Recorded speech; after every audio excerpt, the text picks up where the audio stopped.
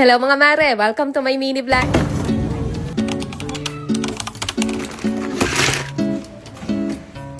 Magandang araw mga mare, palengke day at refree stock na ulit namin ngayon. Kaya tara at samahan niyo muna ulit kami sa aming mga simpleng kaganapan ngayong araw. Ito yung isa sa mga naging adjustment namin simula nung lumipat na kami dito sa Batangas dahil medyo malayo nga tong palengke dito sa bahay namin. And like nga nung andun kami sa Maynila, malapit lang sa amin yung talipapa doon. Kaya kahit hindi kami makapag-stock ng pagkain, okay lang dahil madali lang naman kami makakabili sa talipapa. Kaya ito na yung naging routine namin ngayon dito mga mare. Every week, namimili na kami ng pang-stock namin na pagkain na good for 1 week na. At medyo marami din nga yung pinapamalengke namin sa ngayon dahil kasama na rin nga dito sila mama, yung mga kapatid ko, tsaka yung lolo't lola ko. 5K yung ibinabudget ko para sa pamamalengke namin pero madalas yung sumasobra dahil sa sobrang mahal na rin talaga ng mga bilihin ngayon. Hindi na rin kasi halos nagkakalayo yung presyo ng mga bilihin dito sa Maynila, parang halos parehas nga lang din yung presyo. At nakakita nga ng kapeng barako dito tong asawa ko at hindi niya pa raw ito natatry. Gusto niya daw matikman yung lasa kaya ayan at binilihan ko lang din siya ng isang balot. Tapos na nga pala kami dyan makapamili ng mga fresh, ng isda, ng mga karne, pang-almusal ng mga bata. Kaya eto, at dito naman kami sa gulay. Sobrang makalkal talaga akong mamili mga mare, as in tinitingnan ko talaga yan isa-isa hanggang sa makita ko yung pinakamaganda. Kape-kape na rin muna kami habang namimili dito at eto na nga yung naging total namin sa gulay pa lang, umabot na kagad ng mahigit 1,000 pesos. At syempre, hindi mawawala yung konting prutas at umabot naman to ng mahigit 600 pesos. Maybe 665.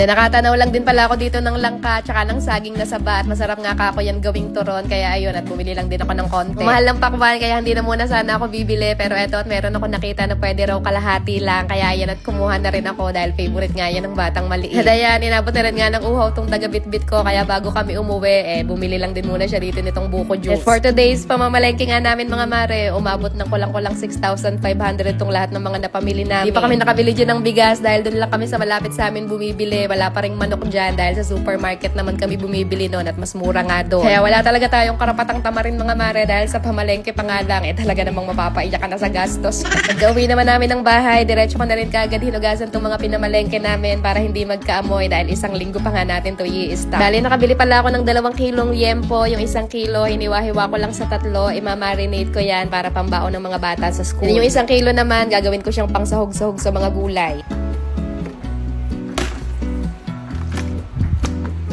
Then nakita ko kanina na sariwang-sariwa itong atay balunan ng manok kaya bumili lang din ako ng worth 200 pesos.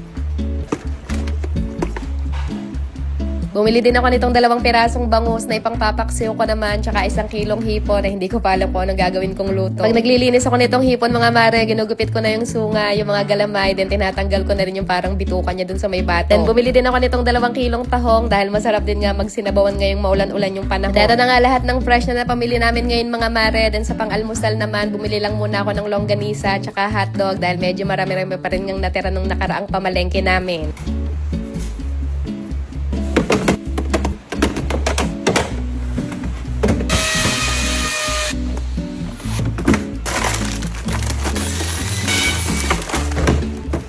Ayos ko lang din muna pala yung pagkakalagay dito sa may kabilang drawer at medyo nagkakagulo na naman nga. Itong isang drawer naman mga mare, bakante pa yan dahil gaya nga ng sabi ko kanina, hindi pa kami nakakabili ng manok at dun nga namin ilalagay. Itong pinakataas naman, nakasave yung space na yan kapag ka nakakabili kami ng ice cream or kapag ka gumagawa kami ng dessert. Masyado 10:00 na rin ng mga oras na to kaya tinigil ko na muna yung ginagawa ko at nagsalang na muna ako nitong pananghalian namin. Medyo napahaba yung pagbibideo ko dito kaya bukas ko na lang siguro i-upload yung pagre-resta ko naman itong mga gulay tsaka nitong mga prutas. Ay siya, tayo lang muna ulit ang aming mga simpleng kaganapan. See you again sa next vlog mga mare. Good night na muna. Tayo lang muna ulit for today.